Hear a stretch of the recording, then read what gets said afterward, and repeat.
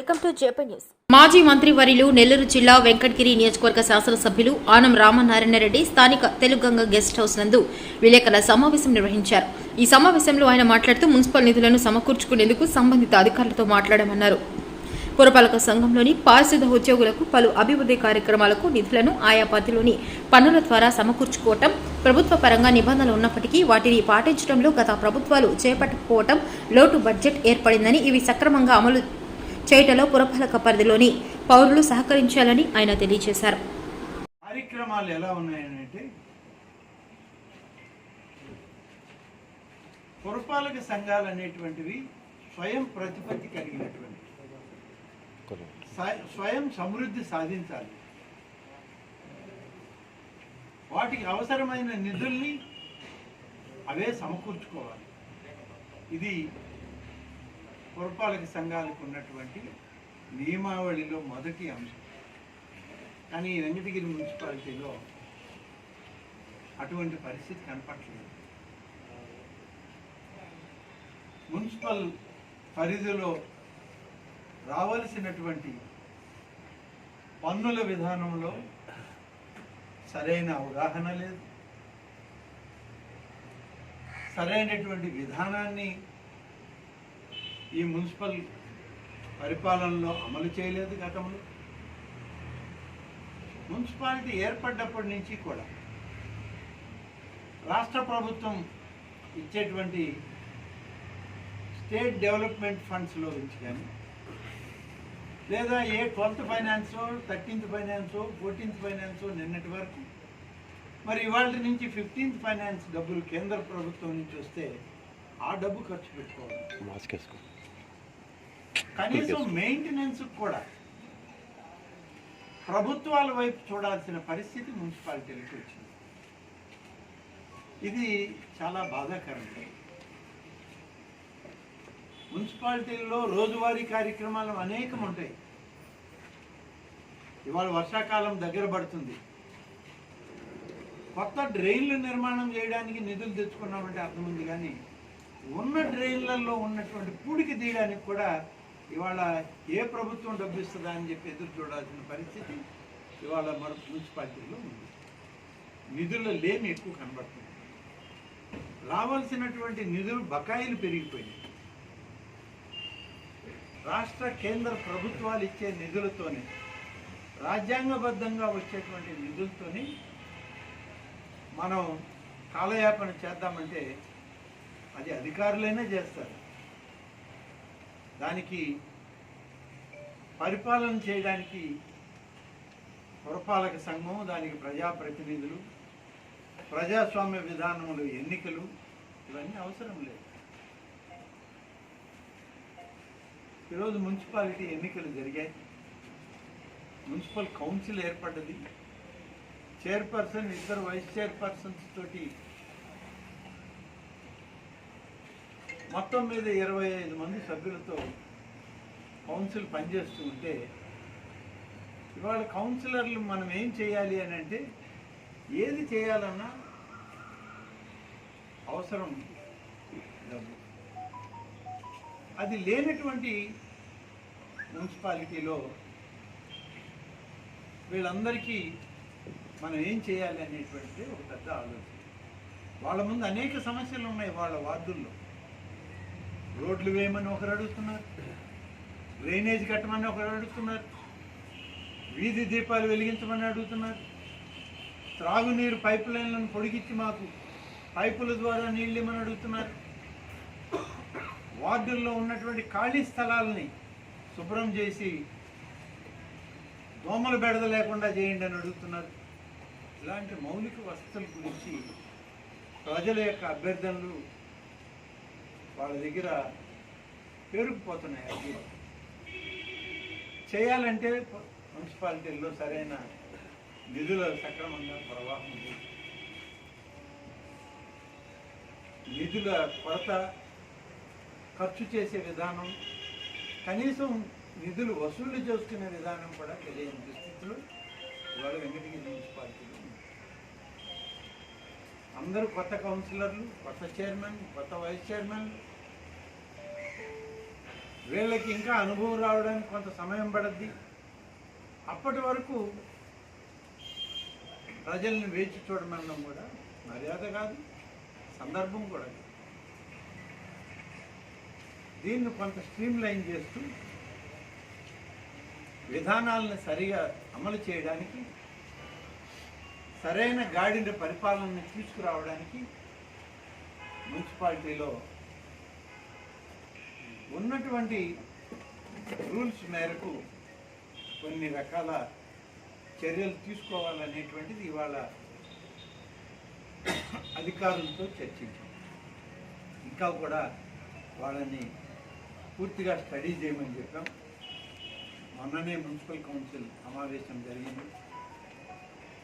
రాబోయేటువంటి municipal council సమావేశం కన్నా లేకుంటే అవసరమైతే మరొక 15 రోజుల తర్వాత మరొక కౌన్సిల్ సమావేశం పెట్టుకొని కౌన్సిలర్లు అందరితోటి, చైర్పర్సన్, వైస్ చైర్మన్ పర్సన్ తోటి కలిసి సుదీర్ఘంగా దీంతో మాట్లాడి దాని ద్వారా వచ్చేటువంటి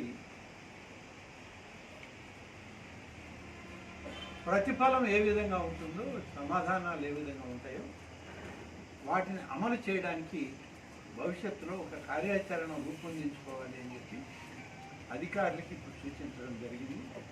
చైర్పర్సన్ గారికి కూడా అవగాహన రావాలి కాబట్టి ఆమెకు కూడా కొంత అధికారులతో ఏ రకమైనటువంటి పనులని మనం చెప్పి చేయించాలనే విషయాన్ని చైర్పర్సన్ గారికి కూడా సూచించడం జరిగింది. దీనిలో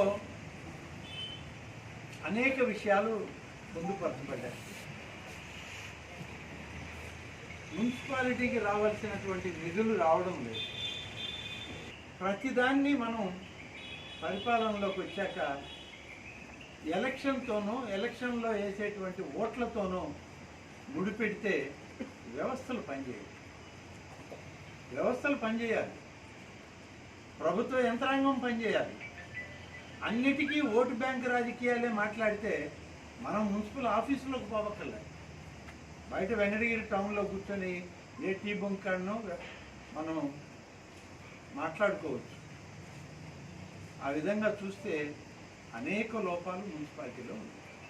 నేను పోయిన కౌన్సిల్లో కూడా చెప్పాను, చూడండి ఇవాళ ఎంతవరకు చూశారనేది సమీక్షించి పూర్తి స్థాయి నివేదిక మరొక 15 రోజుల్లో మున్సిపల్ కౌన్సిల్ ముందు పెట్టాలి. ఆ రోజు కౌన్సిల్ సుదీర్ఘంగా చర్చిస్తుంది. అవసరమైతే ఉదయం నుంచి సాయంత్రం వరకు కూడా అందరి ఆమోదం తీసుకుని ఒక కార్యాచరణ తయారు చేయాలని చెప్పి కూడా చెప్పడం జరిగింది.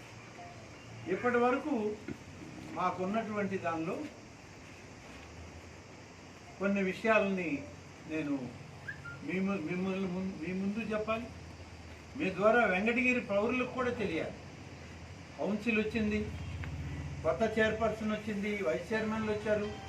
వీళ్ళంతా మాకేం చేస్తుంది అనేటువంటి ఆలోచనలో వాళ్ళు ఉన్నారు. అయితే వాళ్ళు ఏం చేస్తున్నారు, ఏం చేయలేకపోతున్నారు అనే విషయం ఇవాళ ప్రజల ముందు కూడా పెట్టాల్సిన బాధ్యత ఉంది. మున్సిపాలిటీకి వచ్చేటువంటి నిధులు కొన్ని ఉన్నాయి. అవి సక్రమంగా వసూళ్లు కావట్లేదు.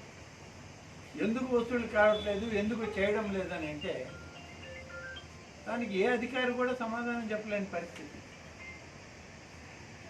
ఎందుకంటే ఇది ఆ విధానం అమల్లో లేదు కాబట్టి. ఇవాళ ఎవరైనా పన్ను కట్టమని పోతే కొత్తగా ఉంది వెంకటగిరి ప్రజలకి. ఇంతకు ముందు వాళ్ళు ఎవరు పన్నులు కట్టించుకోలేదు కదా, ఇప్పుడు మీరు కట్టించుకుంటున్నారు. ఆ విధంగా ప్రాపర్టీ ట్యాక్స్ అనేటువంటిది, ఆస్తి పన్ను అనేటువంటి మున్సిపాలిటీ ప్రధానమైన వనరు ఇది మున్సిపాలిటీ. అది లేదు. ఎక్కడో ఎవరో కట్టిన వాళ్ళు కడుతున్నారు, కట్టని వాళ్ళు కట్టట్లేదు. అసలు ఎంతమంది అసెస్సీస్ ఉన్నారు, ఎంతమంది కట్టాలి, ఎంతమంది కట్టారు అనే లెక్క కూడా సక్రమంగా మన దగ్గర లేదు. దాన్ని సరిచేసుకోవాల్సిన అవసరం ఉంది అని చెప్పి అధికారులు సూచించడం జరిగింది. ఎక్కడైనా సరే పన్ను కట్టాల్సినటువంటి వాళ్ళు పన్నులు కట్టకపోవడం అనేటువంటిది అది నేరం కింద వస్తుంది. ఇది విడమరిచి చెప్పండి. చెప్పి పన్ను వసూలు చేయడానికి ఒక మార్గాన్ని మీరు తయారు చేసుకోండి అధికారులు అని చెప్పి సూచించారు. ఇక రెండవది వాటర్ ట్యాక్స్ ఉంది. గతంలో మున్సిపాలిటీ వచ్చిన సందర్భంలో అప్పుడు నేదురుమల్లి రాజ్యలక్ష్మి గారు ఇక్కడ శాసనసభ్యురాలుగా మంత్రిగా ఉంది. పూజ్యులు నాటి ముఖ్యమంత్రి అయినటువంటి జనార్దన్ రెడ్డి గారి యొక్క సహకారంతో సమ్మర్ స్టోరేజ్ ట్యాంక్ తీసుకొచ్చి త్రాగునీటి వ్యవస్థని ఇక్కడ ఏర్పాటు చేయడం జరిగింది. కానీ ఇవాళ ఆ వ్యవస్థ, ఆ త్రాగునీటి స్కీమ్ని అమలు చేయడానికి సక్రమమైన నిధులు లేవు, మెయింటెనెన్స్కి నిధులు లేవు. మెయిన్ లైన్లు ఉన్నాయి, స్ట్రీట్ లైన్స్ ఉన్నాయి, ప్రతి ఇంటికి కుళాయి కనెక్షన్ ఉంది. ఎన్ని ఇండ్లకి మీరు అధికారికంగా కనెక్షన్ ఇచ్చారా అంటే లెక్కలేదు. ఎన్ని వీధుల్లో లైన్లు ఉన్నాయంటే తెలియదు. ఎన్ని వీధుల్లో ఇంకా వెయ్యాలి అంటే అది కూడా తెలియదు. అసలు అధికారికంగా మీరు ఇచ్చిన ట్యాప్లు ఎన్ని, అనధికారికంగా టౌన్లో ఉన్న ట్యాప్లు ఎన్ని, ఇవి కూడా సరైన లెక్కలు లేవు. కొన్ని వేల కనెక్షన్లు ఇచ్చాం, దాన్ని ప్రభుత్వం నుంచి రియంబర్స్మెంట్ మున్సిపాలిటీలకు రాలేదు. ఆ తర్వాత మళ్ళీ ఒక ఎన్నికలు జరిగాయి. రాజశేఖర రెడ్డి గారు 100 రూపాయలు పెట్టాడు కదా, ఈ ఎలక్షన్లో అసలు మనం 100 రూపాయలు కూడా ఎందుకు తీసుకోవాలి, ఎవరు అప్లికేషన్ పెట్టినా ఉచితంగా ఇంటికి కనెక్షన్ ఇచ్చేయండి అని చెప్పారు. 100 రూపాయలకి కుళాయి కనెక్షన్ ఇచ్చినా లేదు, ఉచితంగా ఇచ్చిన తర్వాత వాడేటువంటి నీటికి ట్యాక్స్ కట్టాల్సిన బాధ్యత ఉంది. మేము ఉచితంగా వేయించుకున్నాం కాబట్టి, ప్రభుత్వం ఇచ్చింది కాబట్టి ట్యాక్స్ కట్టడం లేదనేది వాళ్ళ వాదన. వాళ్ళని అడిగేది లేదు, వాళ్ళని చెప్పింది లేదు. మనల్ని అడగకుండానే చాలామంది ఆ వీధిలో పైప్ లైన్ పోతా ఉంటే దానికి బొక్కేసి పడాయి పెట్టుకున్నారు. వాళ్ళు ఎంతమంది ఉన్నారంటే మున్సిపాలిటీలో లెక్కలేదు. కాబట్టి వాస్తవానికి తగ్గట్టు మీరు సర్వే చేయండి అని చెప్పి అధికారులకు చెప్పడం జరిగింది. ల్యాండ్ ట్యాక్స్ ఇప్పుడు ఎవరైనా మీకు ఒక ప్లాట్ ఉండి మీరే సొంతకాళ్ళు అయ్యి ఆ ప్లాట్కి మీరేం బిల్డింగ్ గట్లా ఏం గట్లా ఉరికినే పెట్టున్నారు. మీకు వేరే ఇల్లు ఉంది, దాంట్లో ఉన్నారు. మీరు ఉన్న ఇంటికి ట్యాక్స్ కట్టుకుంటున్నారు. ఈ ఖాళీ స్థలం కూడా మీదైనప్పుడు దానికి ట్యాక్స్ కట్టాల్సిన అవసరం అయితే ఉంది. అది చాలామందికి తెలియదు. ల్యాండ్ ట్యాక్స్ అనేటువంటిది ప్రభుత్వం గతంలోనే విధించింది. ఆ ట్యాక్స్ కూడా వసూలు కావట్లేదు. ఇక్కడ వ్యాపారస్తులకి ట్రేడ్ లైసెన్స్ అనేటువంటిది ఉండాలి. చాలా వ్యాపారాలు ఉన్నాయి వెంకటగిరిలో. బఠానీ కొట్టు కాడి నుంచి బిందులు అమ్మే కొట్టుల దాకా ఉన్నాయి. దీనిలో 1/4 వ్యాపారస్తులకు కూడా ట్రేడ్ లైసెన్స్ లేదు. ట్రేడ్ లైసెన్స్ లేకపోతే వాళ్ళు ఏం వ్యాపారం చేస్తున్నారు, వాళ్ళు వ్యాపారంలో చేసేదేంటి, ఆ వ్యాపారాల ద్వారా వచ్చేటువంటి ఆదాయం ఎక్కడికి పోతుంది, మున్సిపాలిటీ ఇచ్చే సేవలకి వాళ్ళు ఏం ట్యాక్స్ కడుతున్నారంటే సమాధానం లేదు. నేను ఇప్పుడు అధికారులను అడిగితే ఇటీవలే దాని గురించి 1-2 సందర్భాల్లో మాట్లాడాను సార్. మాట్లాడితే కొంతమంది ట్రేడర్స్ మేము ఇంతకు ముందంతా చేయలేదే, మేము 5 సంవత్సరాల నుంచి 10 సంవత్సరాల నుంచి వ్యాపారాలు చేసుకుంటున్నాం, మేము జిఎస్టీ కడతా ఉన్నాం, ఒకవేళ ఇన్కమ్ ట్యాక్స్ పరిధిలోకి వస్తే ఇన్కమ్ ట్యాక్స్ కడుతున్నాం, మళ్ళీ ఈ ట్రేడ్ లైసెన్స్ ఒకటి ఏందయ్యా, మీకేంటయ్యా పన్ను కట్టేది అని అన్నారు. ఇన్కమ్ ట్యాక్స్ కడతాం, కేంద్ర రాష్ట్ర ప్రభుత్వాలకి జిఎస్టీ కడతాం, కానీ ఇక్కడ మన అంగడి ముందు చెత్త ఇచ్చేటువంటి మున్సిపాలిటీకి మాత్రం పన్ను కట్టము అనేది కూడా ఇవాళ ఉన్నటువంటి వాతావరణం. ఇవాళ పని చేసేది ఇక్కడ మున్సిపాలిటీ వర్కర్లు, ఇక్కడ మున్సిపల్ అధికారులు, శానిటరీ వర్కర్లు, హెల్త్ వర్కర్లు, ఈ రోడ్లు క్లీన్ చేసేది వీళ్ళు. మీ అంగడి ముందు మీరు రాత్రిలో అంగడి మూసేటప్పుడు చెత్త బయటకు వేసిపోతే ఆ చెత్త ఎత్తేసేది పొద్దున్న మీరు అంగడి తీసేటప్పటికి వీళ్ళు చేస్తున్నారు. కానీ వాళ్ళ సేవలకి మనకు గుర్తింపు లేదనే పరిస్థితి మన వెంకటగిరిలో ఉంది. సరే, దాన్ని కూడా సర్వే చేయమని చెప్పడం జరిగింది. ఒక విషయం, అడ్వర్టైజ్మెంట్ పర్మిషన్, ఇది కూడా సుదీర్ఘంగా చర్చించాలని నేను పోయినసారి కూడా మా వాళ్ళకి చెప్పాను. ఎందుకంటే ఒక్కొక్కసారి మా బొమ్మలు చూసుకొని మేమే భయపడతా ఉన్నాం, ఇవి మావేనా కాదా. నాకే భయం వేస్తుంది. వెంకటగిరిలో ఒక వీధిలోకి వెళ్తాం, నేను గెలిచినప్పుడు కట్టారంటారు, అది రంగులు పోయి వెలిసిపోయి నా ముఖం నాకే కనపట్ల. ఆ బోర్డు అవసరమా ఇంకా అక్కడ? కట్టిన వాళ్ళు తీయాల్సిన మున్సిపాలిటీ పట్టించుకోదు. అసలు ఎంతమందికి అడ్వర్టైజ్మెంట్ బోర్డులు ఉన్నాయి, ఎంతమంది అడ్వర్టైజ్మెంట్లకి ట్యాక్స్ కడుతున్నారని చెప్పి ఉంటే దీనికి మున్సిపాలిటీలో యాక్ట్లో ఒక చట్టం ఉంది. ఇటీవల కాలంలో ఎవరికి అడ్వర్టైజ్మెంట్ బోర్డులకి హోర్డింగ్స్కి పర్మిషన్లు ఇవ్వకూడదని గవర్నమెంట్ ఆర్డర్. ఈ ఆర్డర్ రాకముందు ఎవరైతే హోర్డింగ్స్ పెట్టుకొని ఉన్నారో వాళ్ళు మాత్రం మున్సిపాలిటీకి పన్ను చెల్లిస్తారు. వాళ్ళు ఎవరైనా ఆ హోర్డింగ్స్లో అడ్వర్టైజ్మెంట్లు వాళ్ళు అడ్వర్టైజ్మెంట్ సెస్ కలెక్ట్ చేసుకొని వాళ్ళు బాడుగలు పుచ్చుకుంటారు. అట్లా చూస్తే 9 బోర్డులు మాత్రమే వెంకటగిరి మున్సిపాలిటీలో అధికారికంగా ఉన్నాయి. మిగలడానికి వచ్చింది ఆమెకు ఫ్లెక్స్ కట్టాలా, కౌన్సిలర్లు ఏదైనా పుట్టినరోజు పండగకు పోయారు వాళ్ళకు బోర్డు కట్టాలి, లేదు ఇంకో మంత్రి గారు ఎవరైనా వచ్చారు వాళ్ళకి కట్టాలి, పెళ్ళిళ్ళకి కట్టుకోవాలి, రిసెప్షన్లకు కట్టుకోవాలి. ఇన్ని ఎవరైనా సరే ఆ హోర్డింగ్స్ మీద అయితే వాళ్ళకి ఎన్ని రోజులకి రెంట్ కడతారో ఆ 9 హోర్డింగ్స్ని అన్ని రోజులు ఎవరైనా కట్టించుకోవచ్చు, పెట్టుకోవచ్చు, ఫ్లెక్సీలు కానీ పెయింటింగ్స్ కానీ. మిగిలిన వాళ్ళు ఎవరైనా కట్టుకోవాలి అని అంటే 2 రోజుల 3 రోజుల లేదా 1 రోజా అనేటువంటి నిబంధన అనేది ఉండాలి.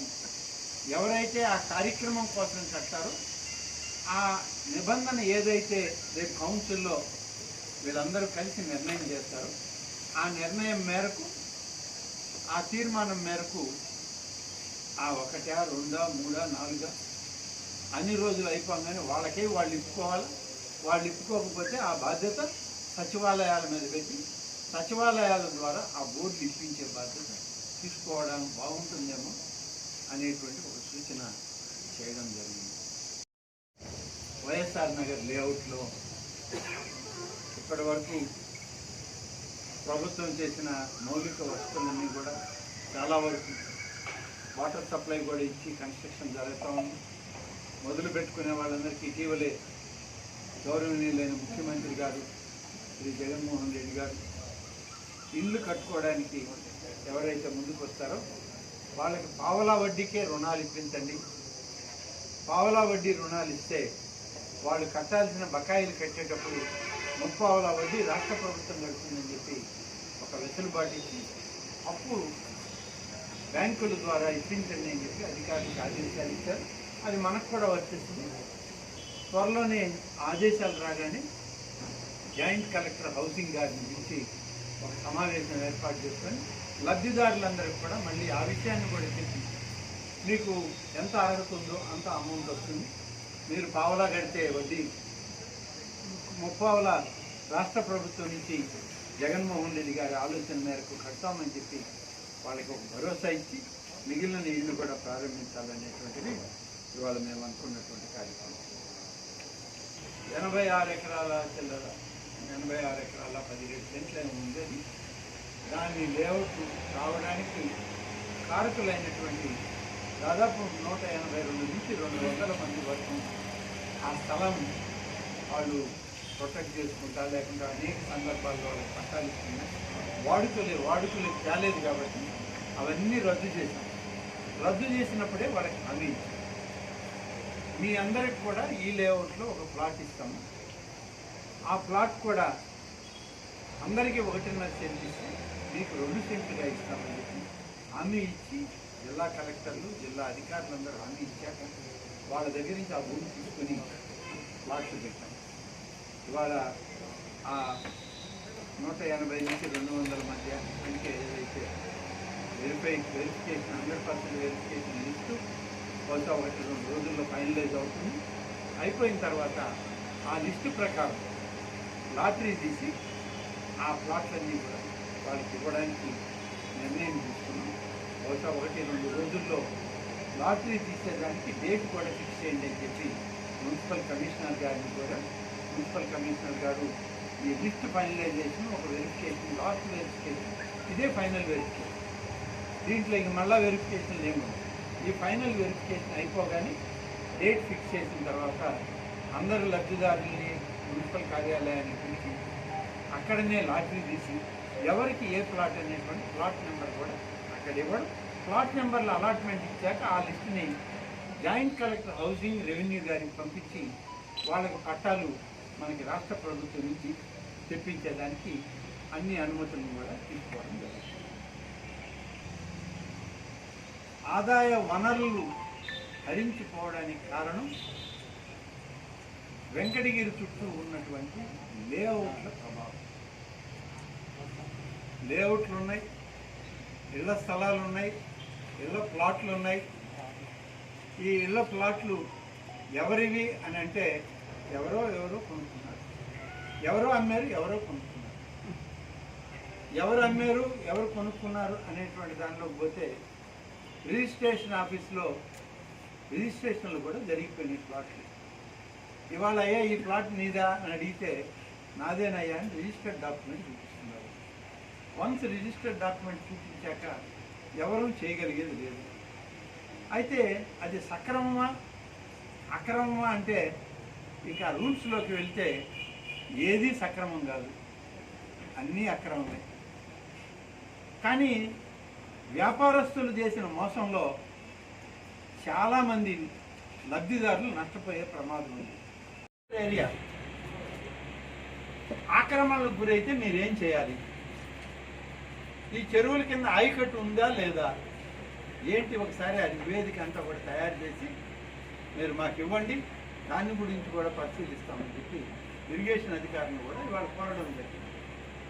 ఎందుకు ఇంత పెద్ద చర్చ చేయాల్సి వస్తుందంటే చేయకపోతే ఇవాళ మేము కూడా తప్పు చేసిన వాళ్ళం అవుతాం. గతంలో వాళ్ళు తప్పు చేశారు, జరిగిపోయింది, అయిపోయింది. ఇవాళ వాళ్ళ మీద నింద వేయడం కాదు నా ఉద్దేశం. కనీసం ఇప్పుడు దాన్ని సరిచేసైనా భవిష్యత్తు వాళ్ళకి ఒక మంచి మార్గం చూపించి అప్పచెప్తే వాళ్ళైనా దీన్ని కొంత అభివృద్ధి చేసే అవకాశం ఉంది. కాబట్టి ఇన్ని రకాల ఇబ్బందులు ఉన్నాయి. ఈ ఇబ్బందుల్లో నుంచి బయటపడాలంటే సమగ్రమైన చర్చ కావాలి. ముందు మా కౌన్సిల్తో ఈ చర్చ చేస్తాం. అంతగా అవసరమయ్యి అప్పటికీ అభ్యంతరాలు ఉంటే పౌరుల యొక్క కమిటీలు కూడా ఉన్నాయి. పౌర కమిటీల్లో కూడా ఇది చర్చకు పెట్టి అక్కడి నుంచి కూడా వాళ్ళ ఫీడ్బ్యాక్ కూడా తీసుకుని దీన్ని ఏ విధంగా చేద్దామనేటువంటి విషయంలో ప్రభుత్వ ఆదేశాలు చాలా ఖచ్చితంగా ఉన్నాయి. మన దగ్గర జీవోలు ఉన్నాయి, దాన్ని ఇంప్లిమెంట్ చేయమని గవర్నమెంట్ ఆర్డర్ ఇచ్చింది. అదే ఇంప్లిమెంట్ చేయాలని అంటే పెద్ద చర్చ కూడా అవసరం లేదు. ఈరోజు నేను ఏదైనా చెప్పేది ఆర్డర్ ప్రకారం చేసేయండి. చేస్తే కొన్ని ఇబ్బందులు ఉన్నాయి, కొంతమంది నష్టపోతారు, కొంతమంది ఇబ్బంది పడతారు. అనాదిగా లేనటువంటి కొత్త నిబంధన వాళ్ళకి వచ్చేటప్పటికి వాళ్ళు కొంతమంది మనసు బాధపడద్ది, కొంతమంది నొచ్చుకుంటారు, కొంతమంది మమ్మల్ని తిట్టుకుంటారు. ఇవన్నీ ఉంటాయి.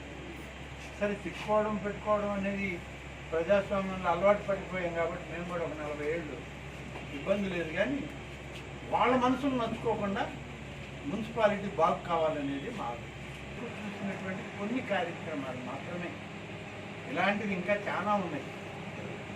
మున్సిపల్ రూపాయలకి సిమెంట్ రోడ్లు, డ్రైన్లు తీసుకొచ్చి పనులు మొదలుపెట్టి టెండర్లు ఇచ్చి చేస్తూ ఉన్నాం. అవి చేస్తున్నా మున్సిపాలిటీకి రావాల్సిన ఆదాయం అయితే రావాలి కదా. మున్సిపల్ కాలువ పూడికి తీయడానికి గవర్నమెంట్ డబ్బు ఇవ్వమంటే ఇస్తుందా? కాలిపోయిన బల్బు వేసుకోవడానికి రాష్ట్ర ప్రభుత్వాన్ని డబ్బు అడిగితే వాళ్ళు ఎక్కడ ఇస్తారు? ఇవ్వలేదు. అందుకని ఖచ్చితంగా మున్సిపల్ రెవెన్యూ పెరగాలి, మున్సిపాలిటీకి ఆదాయం రావాలి. ఆ ఆదాయంలో నుంచి కౌన్సిలర్లు ఇచ్చిన ప్రతిపాదనను అమలు చేయాలి. దీనిలో ఎలాంటి వేరే ఆలోచన లేదు. 3 మాసాలైంది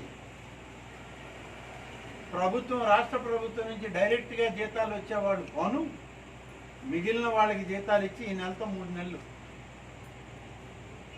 3 నెలలుగా జీతాలు ఇవ్వలేని పరిస్థితి. ట్రెజరీ, మున్సిపల్ ట్రెజరీ చూస్తే 0 బ్యాలెన్స్. ఎప్పుడు ఇవ్వాలి వాళ్ళకి జీతాలు? వాళ్ళు మనలాంటి వాళ్ళే. పొద్దున్న నుంచి రాత్రి దాకా వీధులు చిమ్ముతూ, కాలువలు తుడుస్తూ, చిమ్ముతూ, పూడికలు తీస్తూ, కరెంటు అవసరం, మంచినీళ్ళ అవసరాలకు పనులు చేస్తూ, అవసరమైన దగ్గర బ్లీచింగ్ చల్లుతూ, అందులో ఈ కరోనా వచ్చిన తర్వాత 24 గంటలు ఇళ్ల మధ్య, కరోనా పేషెంట్ల మధ్య వాళ్ళ ఆరోగ్య రక్షణ కోసం ప్రాణాలు వడ్డీ పనిచేస్తుంటే వాళ్ళకి 3 మాసాలు కూడా మేము జీతాలు ఇవ్వలేకపోయామంటే సిగ్గుపడాల్సిన విషయం. తప్పదు, అందరికీ బాధాకరం.